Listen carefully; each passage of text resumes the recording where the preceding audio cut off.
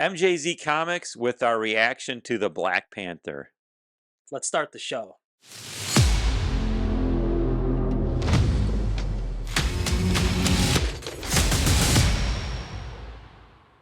Before we get started, make sure you give this video a like, hit the subscribe button, and click that notification bell so you don't miss any of our new videos.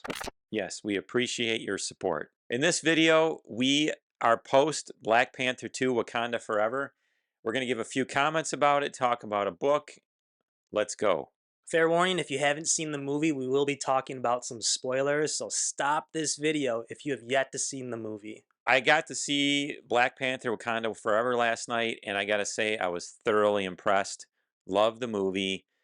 I thought they did a great job. I thought all the actors, the new characters, I thought everything was really well done. I think it's, in my opinion, it was one of the best movies the MCU has come out with in a while. Matt, what did you think? Yeah, I definitely agree. I think it was one of the better Phase 4 movies that we've seen. To give an overall grade, I'd give it like a B plus. I was really impressed. I thought they did a good job with Namor, who I was a little bit nervous about.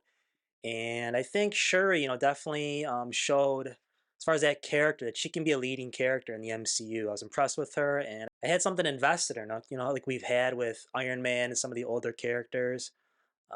Really good movie. It was a little bit long for my taste. There was some dramatic points I felt they could have cut out, but overall, I enjoyed myself last night in the theater. Yeah, I'd give it a B plus, A minus. Not, I don't know if I'd put it in my top 5 MCU movies, but it's up there. It was a good movie.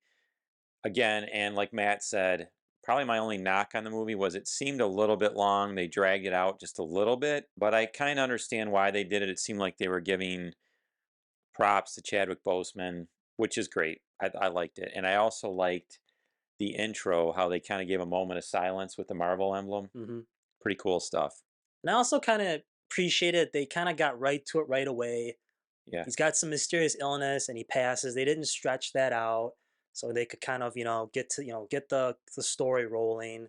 They definitely did the honoring Chadwick Boseman. They did it in a good tasteful way. Like I said, maybe a little long-winded, but it was definitely in good taste. Yeah. And the other thing I want to comment on is there was about, I don't know, 6 months to a year ago, there was a lot of negative comments on Shuri and the actress that portrayed her. So I was a little bit nervous for that, but man, I thought she was outstanding and she did a great job running that role. And I mean, she was pretty much the main character in the movie, and I thought she led really well. Did a great job, very believable. I'm glad to see that she has signed on for over a dozen more appearances in the MCU.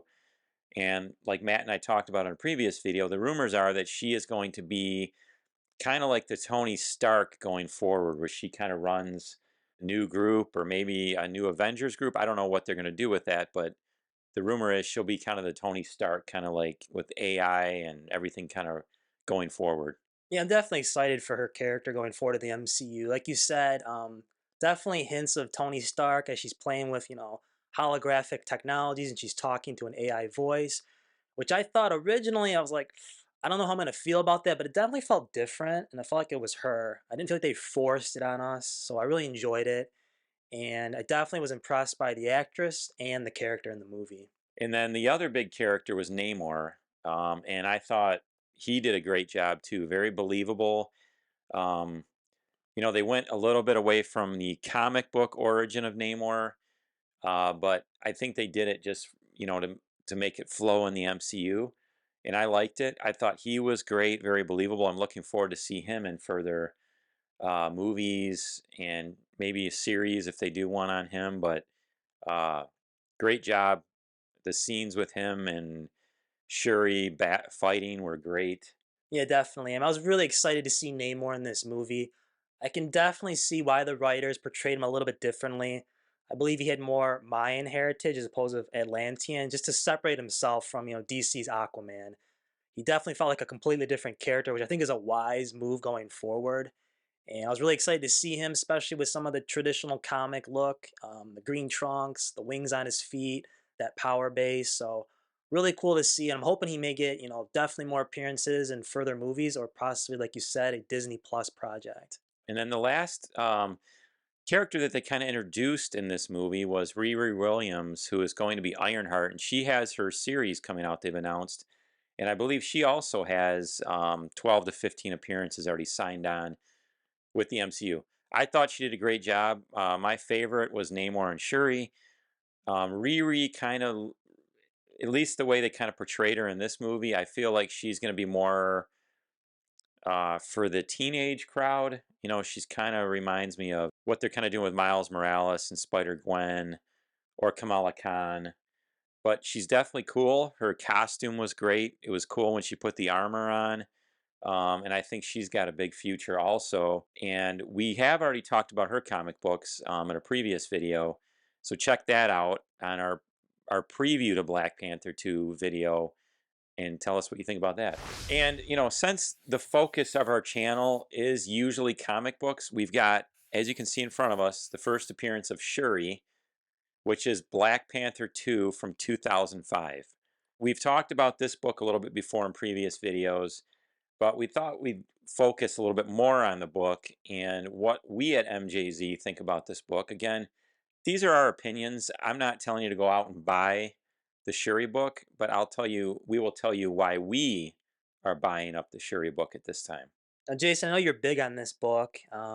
You were kind of speculating on this book pretty hard before the Black Panther sequel movie came out. Yeah. So tell us why you're so big on this book, this first appearance of Shuri. So this book is from 2005. It's Black Panther number 2. It is a modern book, but again, it's the first appearance of Shuri. And with her, we already know it's in writing that Shuri, the actress, has signed on with I think 12 to 15 more appearances in the MCU. That's a lot. When you look at every character that's been in the MCU, that's up there with, you know, some of the big characters. This is her first appearance, the first appearance of Shuri. This is the If you're looking at Shuri, this book is the most valuable of all her comic books. There is like a first appearance of Shuri as the Black Panther, another good book. But if you're looking for an investment, in my opinion and Matt's opinion, this Black Panther 2, the first appearance of Shuri from 2005, is the book to purchase.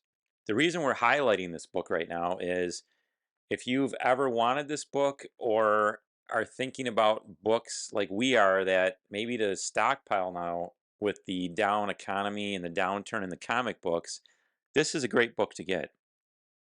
Currently, um, I just picked up these 298s in the last 2 weeks for around $250 at auction. To me, that's crazy. Matt and I have talked about this. I mean, you've got a major character in comic books, and you can get a CGC 9.8 for under $300. In my opinion, for an investment standpoint, that's a no brainer. I mean, this book, Matt, as we looked up in August of 2021, so a little over a year ago, it was selling regularly at over $1,000 with a top sale at $1,300, $1,300 for top sale a year ago. Now, we all know the economy's tanked on us, and with investments like comic books, everything kind of follows suit. And if you're an investor, they always tell you the time to buy is when everything's down. So that's why Matt and I are trying to get as many of these as we can cheap before they start going back up. Yeah, like you were saying, I mean, last year, I think it was from September to almost end of October, there was nearly 20 sales consecutively that were over $1,000 for this book. And like you said, the highest was 1,300. I cannot think of another MCU character right now where you can get the 9.8 at this type of price. So I think Yeah. this is definitely a bargain. Like we said, with the multiple appearances that the actress has signed on for, this could be a home run book. And like we said, this is the money book if you're looking for Shuri. This is the one to get. And definitely, if you're looking to get on a book that you think is going to go up in value, this is probably one of the strongest candidates we've seen in quite recently as far as comic collecting. Yep. And if you're patient and you follow some of the auctions, you'll be able to pick this up for under $300, which I think is crazy, especially with, you know, like we said, how good of a role she played in Black Panther 2 here. Um, just a little bit of info on this book. On the CGC census, there are 927 9.8s. So that is quite a few, but when you look at the fact that it's a modern book, that's not really that many. So under 1,000 9.8s.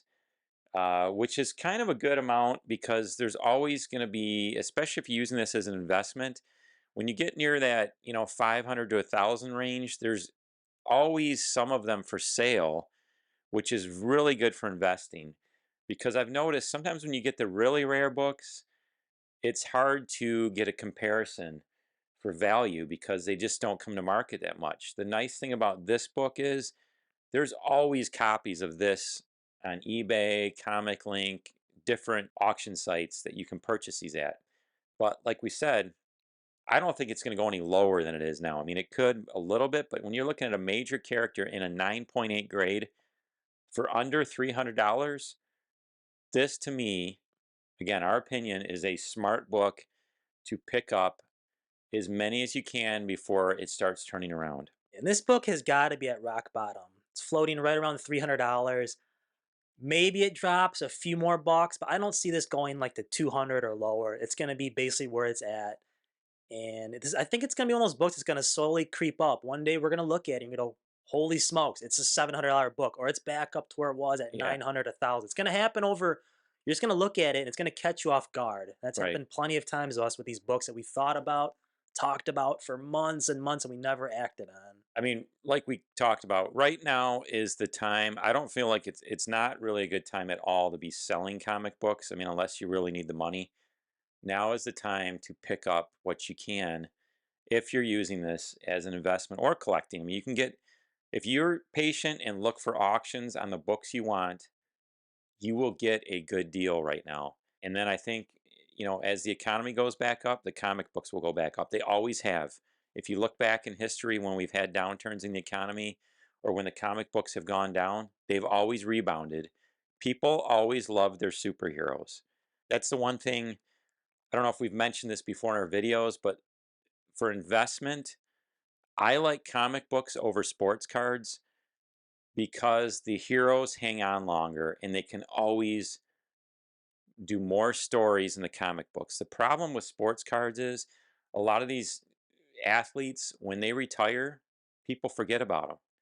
I mean, a good example is, Derek Jeter. I talk to my teenagers and they don't even know who the guy is. Now you talk to them about Spider-Man or Black Panther, they're going to know who he is. Their grandkids are going to know who he is. And 100 years from now, people on Earth will know who Spider-Man and Black Panther are, and they may not care who Derek Jeter is. I mean, I'm not going to say that's the case for all sports cards. I mean, you have a few guys, Michael Jordan, Mickey Mantle, the Babe Ruth, but there's not as many as there are with the comic books. And like I said, comic book heroes never die, even when they do die. They bring them back, they redo the stories. That's why for investing in collectibles, I love the comic book market. So if you're looking to get into investing in comics or make your first kind of big move in this hobby, I think the ideal formula would be pick up 4 or 5 of these books in a 9.8 grade.